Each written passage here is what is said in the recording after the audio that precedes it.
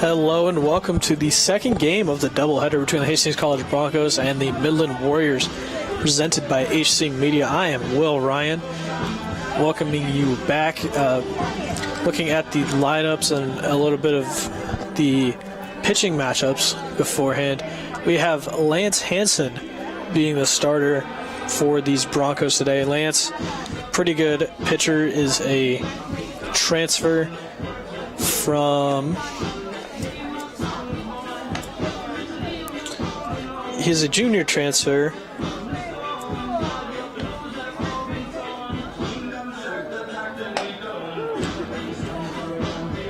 Doesn't list where he transferred from, but he originally is from Blair, Nebraska.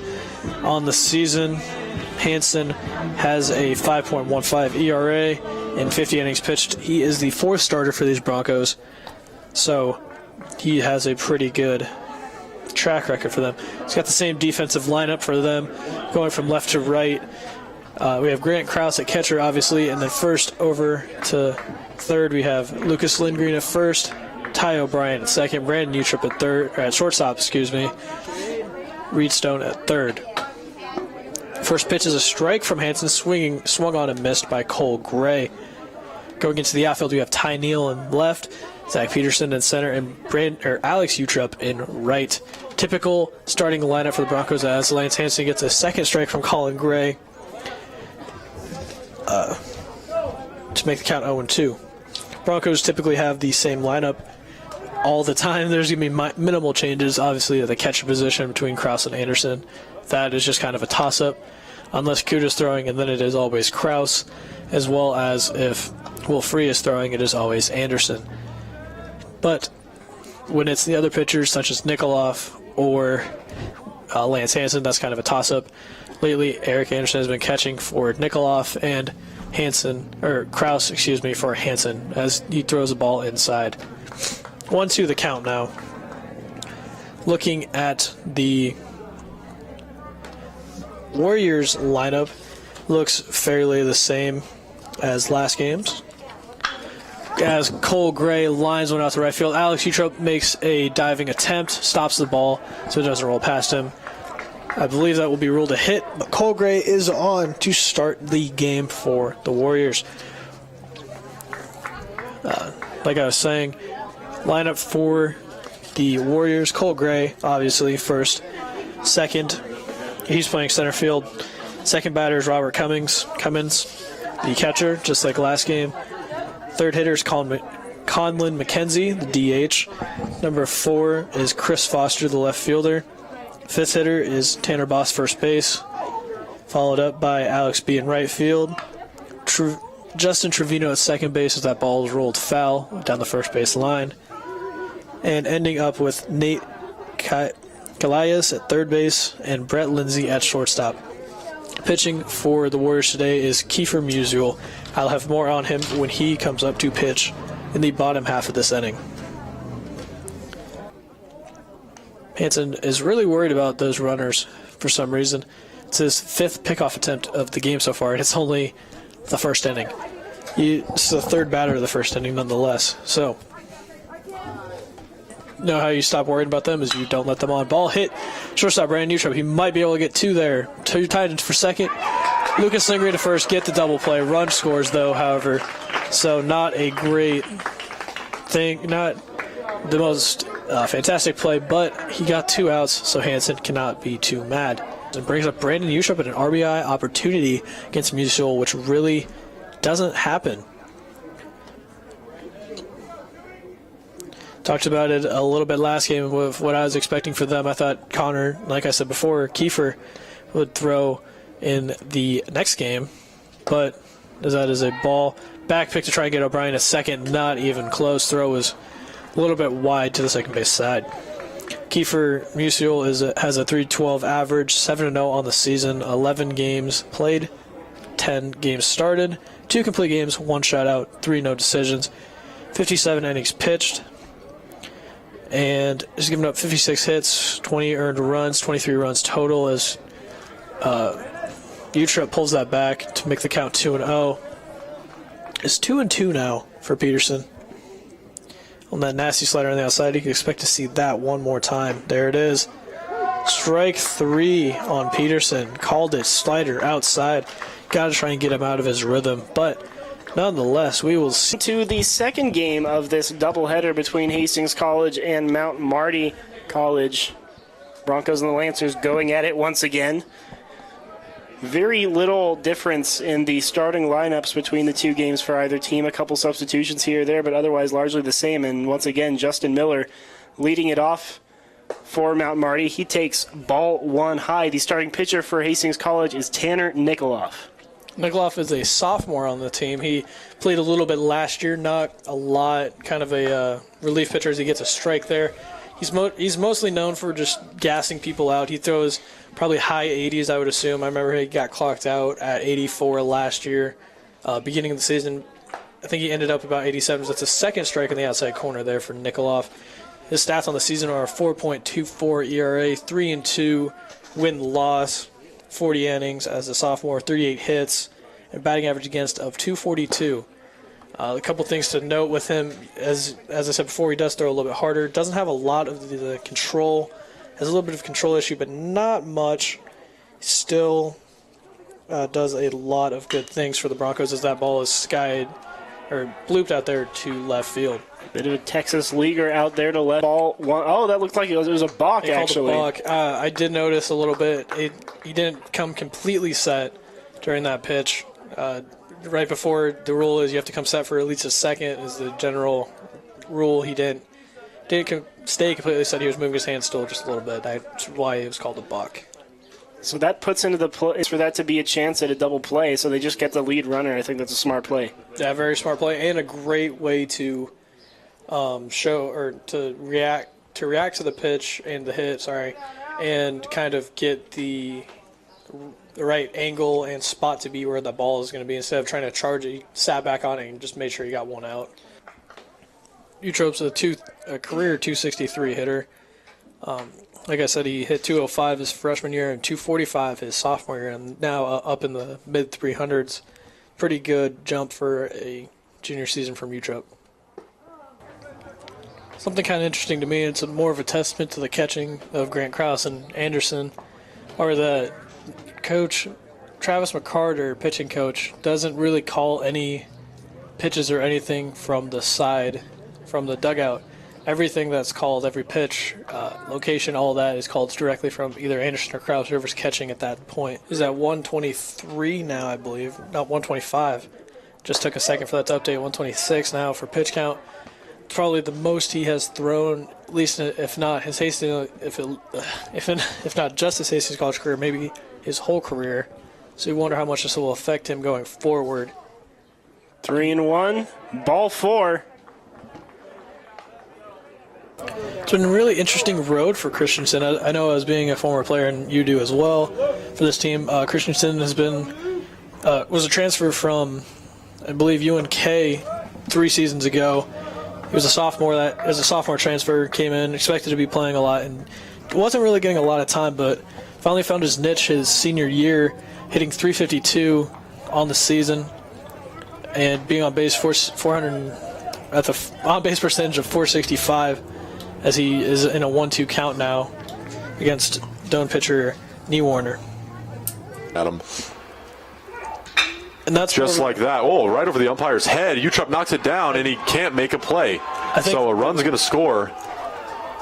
The fact that it went over the umpire and almost hit him kind of thing. Might have distracted Utrop. Yeah, might have thrown him off. So I know, especially being an infielder like I was, if that umpire's right there, it's like the old saying, as the old saying goes, better door than a window. Same concept. He couldn't see the ball until it hit the mound. He just had a very late reaction to it. Yeah, that's one of the big things about Hastings College. That one ripped down the line by Brandon Utrop. Tynan O'Brien is sent home. Left fielder comes up gunning, and Tynan is safe to tie the game at 1. This is not really expected for Useless. He doesn't allow runs that quick, but a nice single there from Brandon Utrop ties up the game as Tynan O'Brien uses his speed to get around on a second to home. Ball is roped out there by Alex Utrop, but that ball got out of here. Holy, that is the first home run I have ever seen at Duncan Field, and that is by Alex B. He hit that almost 400 feet. He stroked that thing. That's impressive. I will give him that. I don't even got words for it. There's literally been, that's the second home run that's ever been hit in Duncan since they switched over to the BB Core bats. BESRs, they were jumping out of here like nothing just because of the composite of the bat, but BB Core, which is supposed to hit more like wood, it's only the second time that a home run's ever been hit here. Not even in practice when we're sitting out at the mound can we hit one out. And that ball is just blooped into right field there by number 6, Justin Trevino, the second baseman. 1-1 now, 2 out, runner on first. That is stroked out there to Ty Neal, making a play to the left center. That ball just got out of here. That is the second home run for the day for these Midland Warriors. That breaks his streak of 0 for 7 now. McKenzie going yard there to increase the lead to 8-1. The second home run of the day, third in Duncan Field history, all given up by Lance Hansen. Alex Utrup 0 for 2 on the day, but he does have that potential, just like Brandon, to get that hit. If he can start, there it is. Grounder to short.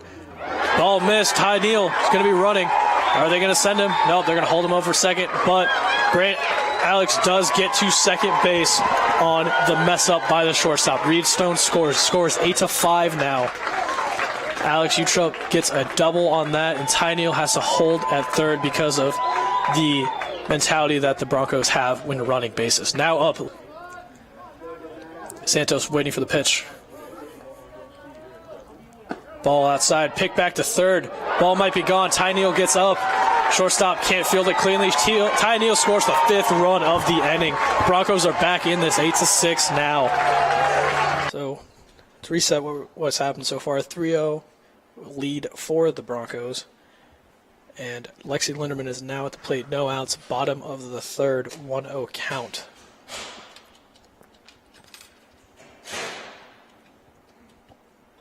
And that's going to be her second home run of the day. That was a shot. And there's no shot for that one. I don't really know why you pitch to her if you're the Flames, but you know she leads the league in home runs. You know she's almost one of the top NAIA players in home runs. So the second pitch that pitcher throws is a home run. First one wasn't. Not exactly how you want your bullpen to start their ball game. Especially your ace. You don't want her to come out and do that exact thing. Number 1, Taylor Ash. Welcome back to Hastings, Nebraska. We've got bottom of the 6th between Concordia and Dakota Wesleyan. Update of scores. I already talked about how Dorp won their matchup against Northwestern 2-1. We're in the bottom of the 6th now as Doane and Morningside are tied 3-3 in their game. Pretty uncalled for there as Doane is the 8th seed and Morningside the 1, but nonetheless, pretty interesting. 1-1 count now as the Concordia hitter, number 8, Maddie Fusik, fouled that second pitch of the at-bat off. Fusik, the number 7 hitter for the team, 0 for 1 with a walk and a fielder's choice on the day. She skied one out into right field, and that ball gets out. Fusik giving the lead to Concordia now, 3-2. The 10th batter of the inning, Grant Krause, who started all this off with a hit, now up. Grant Krause, like I said, started this off. He got a hit, and then it was replaced by Daniel Stolman as a courtesy runner, followed up by Ty O'Brien, who also got a hit and moved Stolman to second. Brandon Utrup moved everyone to base. Reed Stone moved everyone to base with another hit. Ty Neal finished it off with a 5th hit in a row, moving everyone and scoring Stolman and O'Brien. Krause up now. He swings and puts a charge into this one to left. Left fielder under it and makes the play to end the inning. 5 runs scored by the Broncos. Down by 2 now. Lit up Kiefer. They lit up Kiefer Musial in this inning. He is mad. You can tell he is frustrated. These Broncos have found life. Let's see if Austin Vitosh can keep it going. The start in the bottom or in the top of the 7th. Broncos look really strong on a area of weakness from what Coach Sponge told me last week. With all the injuries that they've had, including our own Will Reynolds and a few other key pieces that they've lost out to, having that much depth and stamina from their starting pitchers and relievers is always a good thing. Dakota Wesleyan's Alex Severance came up and smashed a ball way out into left field and to tie the game at 2-2. Then, bottom of the 6th, we had another home run from Kylie Harps to make the score 3-2, which is also the count on number 10 for Dakota Wesleyan, Andrea Sprackle. More about the new pitcher, Will Fry. I like to say his name wrong. Apparently, that's the first stat I like to give out. He has a 5.06 ERA, 3.1 win-loss, and 0.241 batting average against in 42 innings of work.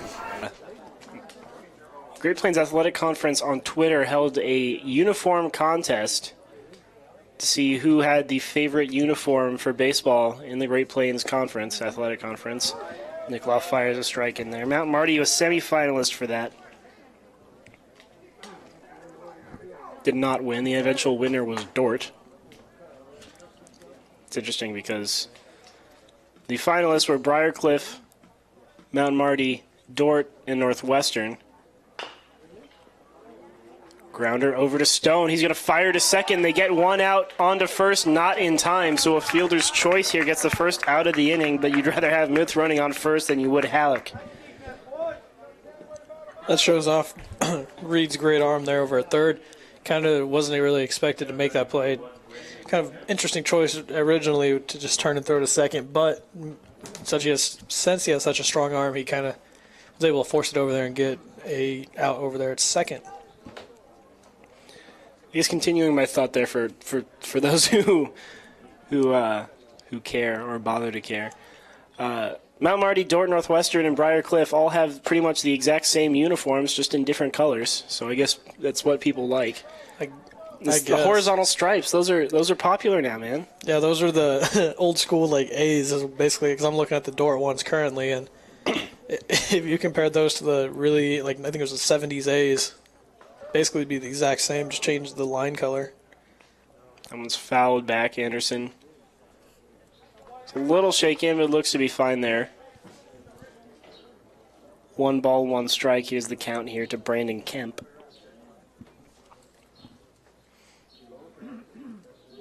I prefer more of a classic look myself. Yeah, I would like the Mount Martys aren't bad. The ones that have the cursive on it, light blue ones. Northwestern, I like those are pretty clean. I like those as well.